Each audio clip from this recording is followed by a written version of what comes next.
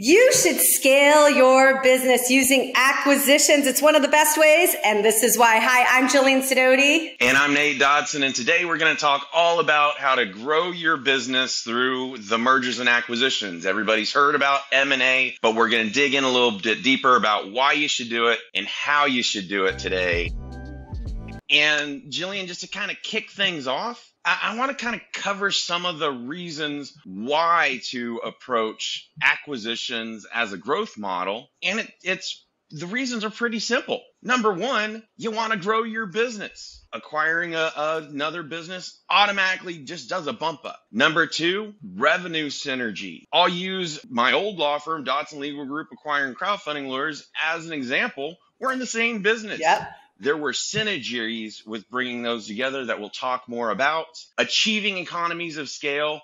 The bigger you are, hopefully the cheaper your operations get to be on a per unit basis. Diversification. Hey, the economy is changing. Are you planning ahead properly so that you're diversifying your product and service mix? The vertically integrating businesses, that really comes together with the synergy of if you put two together, can you equal 2.5? Of course, some businesses have pent up tax benefits. So can you acquire a business and really benefit from a tax perspective in your own tax bill? And also knowledge transfer. Are you gaining the systems, technologies, and other platforms that frankly your business can just run and operate smoother and better, still enjoying those synergies? So Jillian, lots of great reasons why to do a merger, why to acquire other businesses. How do you even find a business to start looking at? And what does that even mean? Yeah, you know what's funny, Nate, is that you were talking and I was like, wow, that's a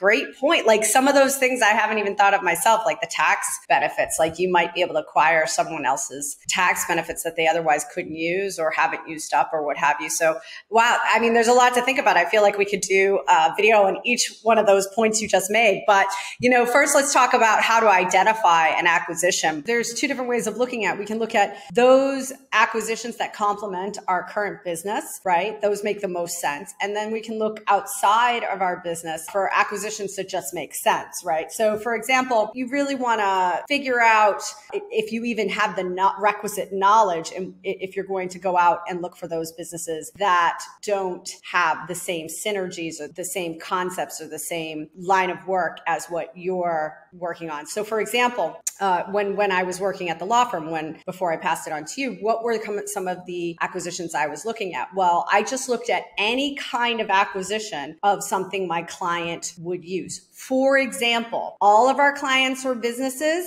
We were a law firm. We were a crowdfunding law firm. We specifically focused on crowdfunding and crowdfunding only. But some of those particular businesses were run by families and they needed family estate planning, trusts, things like that, just tax planning. So two acquisitions that would have made sense for me, which never happened, were, estate planning attorneys or tax attorneys, right? Because those are services that those clients could use. But we could even bring it further than that. Accounting firms, all of those people need accountants. They need outside CPAs. Also, what our clients used were certain printing services where they needed things to be printed. So that would have been something that's not super obvious, but something every single one of my clients used. The flip side, as a business person in general, I was also looking at what kind of businesses made sense that had, low acquisition, low points of entry, low barriers to entry, and made sense in perhaps the geographical location that I was in, such as car washes. Car washes are huge right now.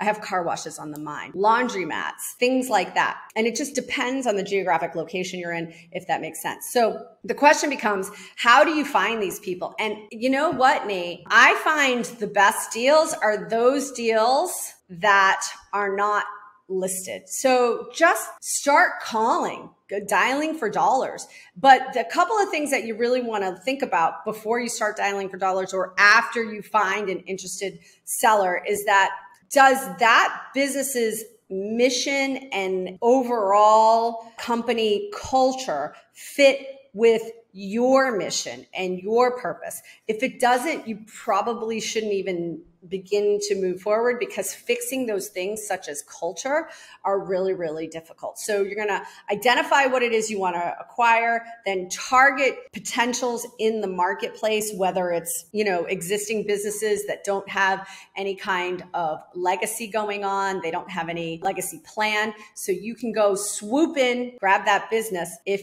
it makes sense culturally and with the same mission and goals. Then finally, the most important part is to do your due diligence. Once you get a target that says, hey, yeah, let's talk about something, it's time for your due diligence, which means you just have to verify all the information the other party has in order to make sure that you are getting the best bang for your buck. And then the thing is, the devil is truly in those details you're not even thinking about. And I know you and I could probably share war stories, Nate, about random clients who made bad acquisitions. And it was always because of something that wasn't super obvious, right? So for example, I had a client who bought a mobile home park many, many, many years ago. And the mobile home park on paper looked great. They hadn't missed any payments. It needed some rehab. It needed some things. They knew it was not the greatest mobile home park in the world and that it needed some serious rehab.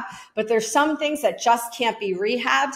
And one of those things was there were 2 murders on the property. And that just killed the deal, to be honest with you. It totally killed the deal. So yeah, you really want to look beyond just the paperwork, just beyond the financial records, beyond the services and products, really review those. If you're buying like a hospitality business of any sort, really review those TripAdvisor, review the Better Business Bureau reviews, review all of those things, call the customers, call the service providers, make sure the financials don't look good because the previous owner was cutting corners somewhere. Make sure those processes. Let me jump in just real please. quick, because sorry, I'll come over there. I know. It's just I'm sorry. This is one of those passion issues that I know both of us could go on for hours about, literally. But you're bringing up some things that literally I've been dealing with, not directly, but indirectly through business associates. And you're just nailing it with, you've got to look beyond just what does a financial statement look like. Yeah. So an amazing example that it's not a client, so I can talk all about it, but it's something that I'm actually kind of helping somebody along with. They bought a coffee shop, and the coffee shop, looking at the financial statements, everything was going pretty well. There was synergy, there was ability to scale, there was still upside to be had, and the financial statements looked great, and you saw the money coming in even with the bank accounts. But what it didn't show was the amount of loans, or it was mischaracterized, showing debt that was coming in actually as operational revenue. What? So they were covering the bills in large part from debts that they were getting, representing it as, their revenue. Now all of a sudden the business is worth half as much as what they actually paid for. But it was one of those big surprises. It is what it is. And it was one of those, it was fraudulent, it was misleading, and it was falsified on the financial statements, but it was on the buyer beware, to get the forensic accountant to dig into the numbers beyond just what does the P&L look like, to see really is what they are saying, what the seller is saying going on, in fact happening. And I unfortunately know that this buyer is regretting it and trying to figure out a way to either get a bunch of his purchase price back or ultimately just turn it back, say, hey, it was your problem, you lied to me. So it can be very interesting, and it always is a, what's the word, buyer beware. You gotta be very careful. Yeah. Caveat. Very legalese type of saying right there. Yeah, no. And we could go on for this day. But, one of the things we're both so passionate about this subject is because you actually acquired my business. And I think it would be fun now that we're far removed from that process.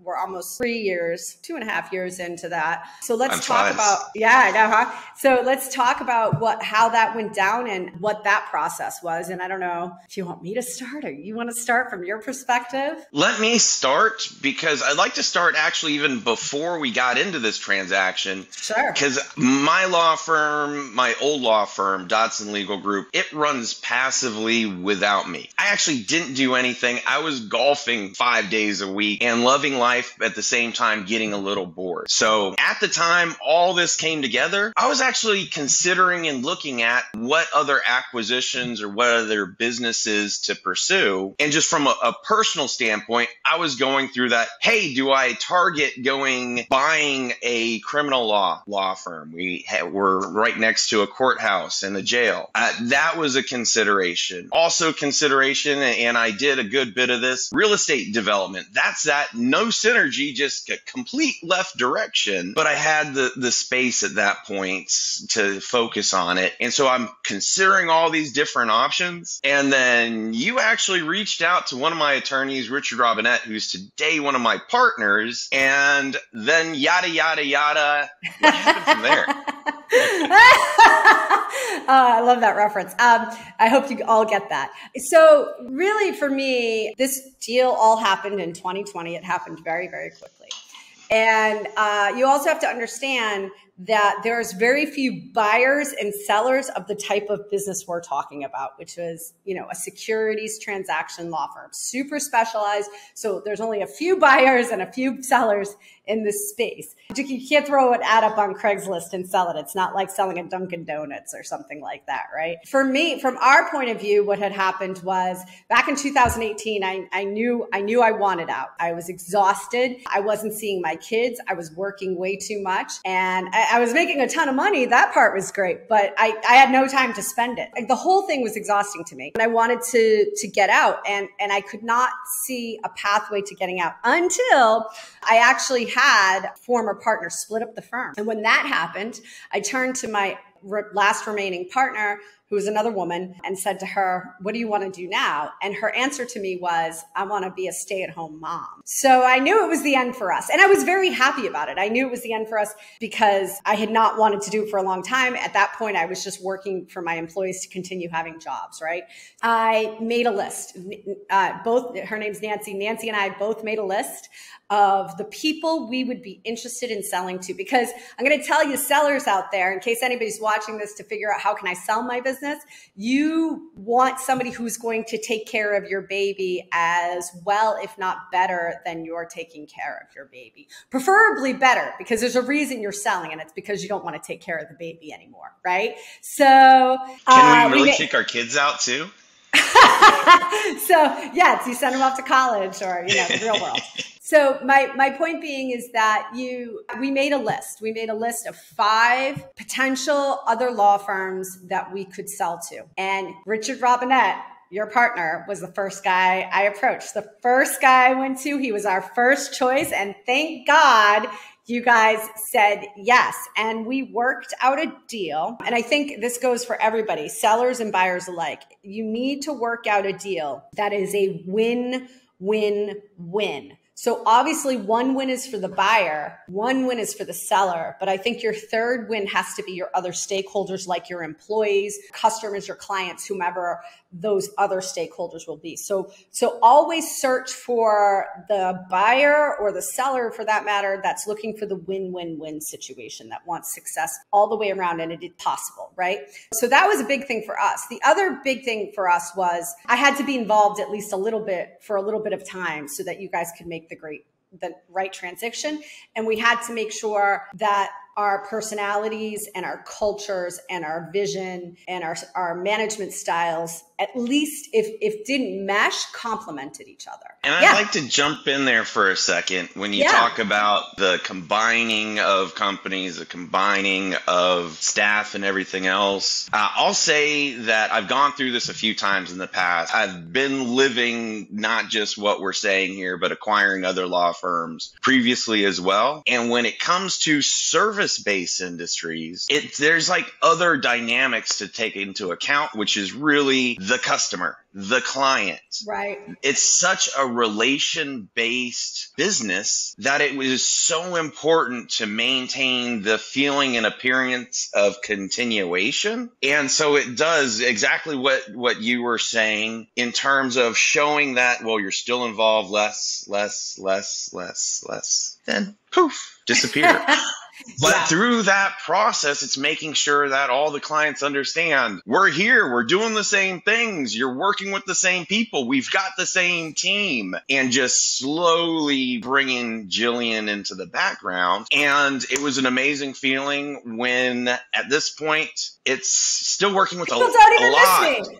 People don't even miss me. They don't even remember my name. We all miss you, but we're even happier that you've been able to move on and pursue your passion, your ikigai. So, I mean, it's been really like a win-win-win all the way across the board. No, absolutely. And I think everybody's won. And you guys have done amazing things with scaling the business and growing it beyond, quite frankly, my wildest dreams, which just makes me so happy and thrilled to see that happen. And that's what you want too in a seller, is you want somebody who wants to see you succeed as a buyer, right? You don't want somebody who's just trying to shove off. And that's why I think I was a good seller, right?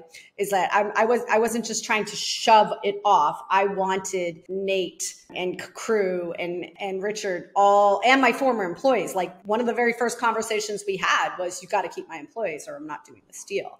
Right. So I wanted all of that to kind of come together. I wanted success for everybody, and Nate wanted success for everybody. And that was a huge part of it. So if you can find that kind of relationship with a seller, a seller's selling for a variety of different reasons. And maybe they're distressed. Maybe they have, they're getting a divorce. Maybe there was a death in the family. Maybe they have an illness in the family and they just can't continue. The win you're giving them is taking the burden of their business away and providing something else that's manageable for them, that makes them sit back and go, okay, at least that's been taken care of, right? You're not going to go into every situation like mine, right? And I'd like to bring up potential seller. The deal didn't close, but like, this was the 100% opposite of what Jillian brought to the table. Another lawyer had another synergistic complementary practice looking to sell, but he wasn't selling for the benefit of the clients, for the benefit of the firm. He was trying to sell to get as much money as humanly possible, because he saw what we all kind of were seeing. The economy is changing. The markets are changing. This guy, he had a very typecast business, a select type of client that, frankly, it may not go well in the near future, but he was trying to cash out as much as humanly possible, sell out at the top price when he could. And I hope he found that sucker out there for his own benefit, because that's all it was about. I hope he didn't.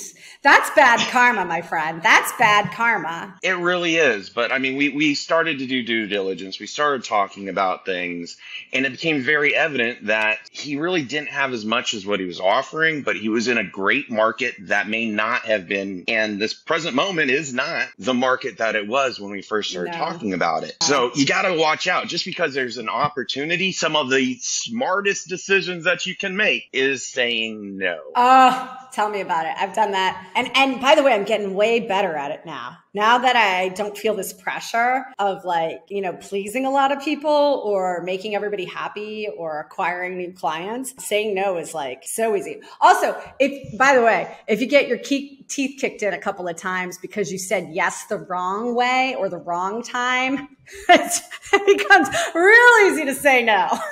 It becomes super easy. But we all have to go through that. That's part of entrepreneurship. That's a part of doing your business, is you're going to make wrong steps. You're going to lose money in one way or the other because you're refining and systematizing and scaling your own business through acquisitions, organic growth, or otherwise. And it's one of those, you just have to keep doing different things, and then you're going to find some of it scales and goes amazingly. Kind of my exact feeling with crowdfunding lawyers, and other things that don't necessarily go well. And then you just want to be able to move on from that to focus on what has been successful, which is exactly why I spend 100% of my time with crowdfunding lawyers at this point. Absolutely love the business. And Jillian, thank you so much for giving me your staff, because they are really amazing people. Oh, so happy about that. I really am. And it was funny because it was during the pandemic and Nate was like, I want people in the office. And it was like, well, Nate, no one's in the the office. And then he realized like, oh, this can work with people from different areas of the country. So it did work. So this is something I'm super proud of. And Nate, if you don't mind, I'm gonna bring this in for our landing. I'm very proud of what Nate and I did in terms of this acquisition from both sides of the table. And I hope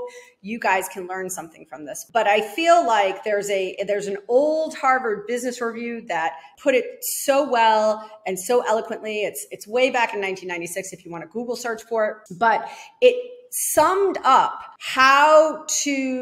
what principles you needed to have in order to really hone in on the right candidate. And they're not what you think they are. So I'm going to go through those real quick here.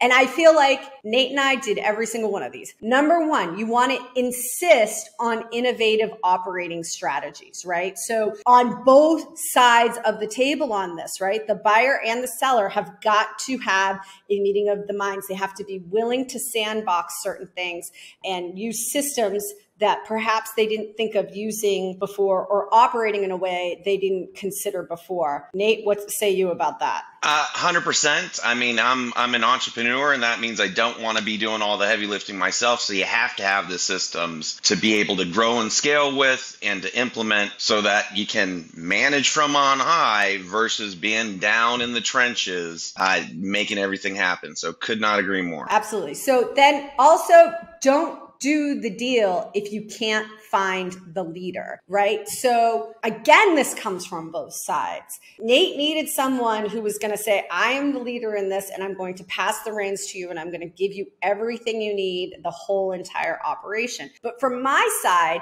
because of the way we structured the financing, which was very much based on Nate's future success, I needed to make sure that there was a leader over there or my sale was at risk. So you want to make sure that you have a leader on each side of the table. The third thing you want to do is offer big incentives to top level executives or your top people to make sure that they stay, they keep the ship running, things like that. So for me, again, one of the incentives for me to not so much stay and work, but to stay and be responsive, to stay and lead. I still to this day, Nate will tell you, I still to this day get people going, hey, can you help me out with this? It just happened yesterday, right? I had somebody say, hey, can you help me out with writing these documents? Nope, I can't, but Nate can. It'd be really easy for me to ignore those types of emails and just, do nothing. But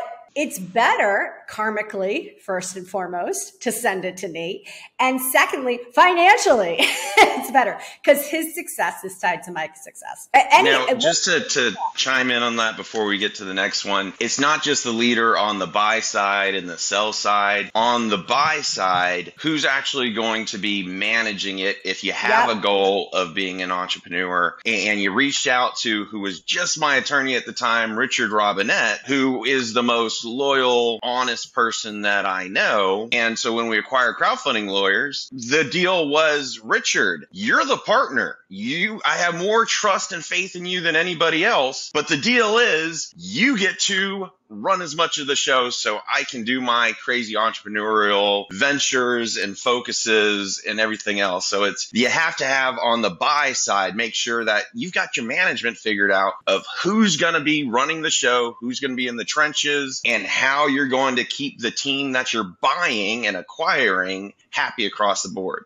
Yeah, exactly. So next thing, link compensation to changes in cash flow. This goes not just for somebody like myself, not just for Richard, but also all other employees so that they're incentivized to keep the business moving in the right direction, right?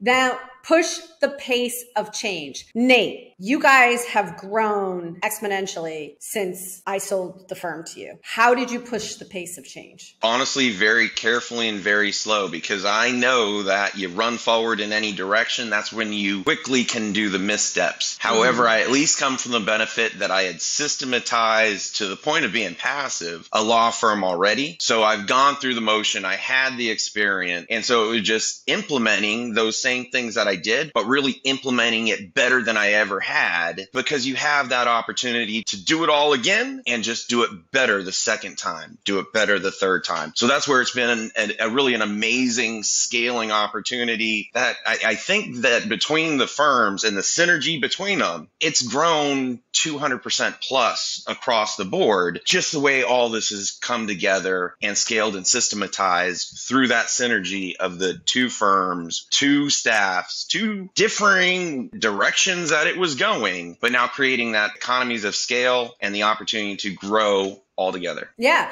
And then the sixth point is something that you did so incredibly well, which was you fostered dynamic relationships among everyone. I mean, it was funny because here Nancy and I were like out. We weren't employees anymore. We were no longer involved in the day-to-day operations. And Nate went out of his way to make sure that we were always included in company events. He went out of his way to come to California. Nate's in Texas. A lot of the firm is in Texas, but he went out of his way to come to California and make sure that all of the California employees and people felt included, and brought people in from out of state to California so that everybody could feel included. And then he also would invite clients, for example, and get them involved as well. So just created these incredible dynamic relationships amongst all these people. Those are things you did not have to do, but I feel like it has spurred your success that much further. It definitely has, but also to take it to kind of a secondary level, COVID, the remote working situation. We've continued to expand and grow really remotely across the country. It's difficult to have that feeling of team and togetherness when everybody's spread out everywhere. So that's where bringing the events together, getting people to remember that they're part of a team, as well as daily huddle with the attorneys, with the staff, with the marketing group, with everybody, just that constant reminder, we're a team, we're in this together. And that's really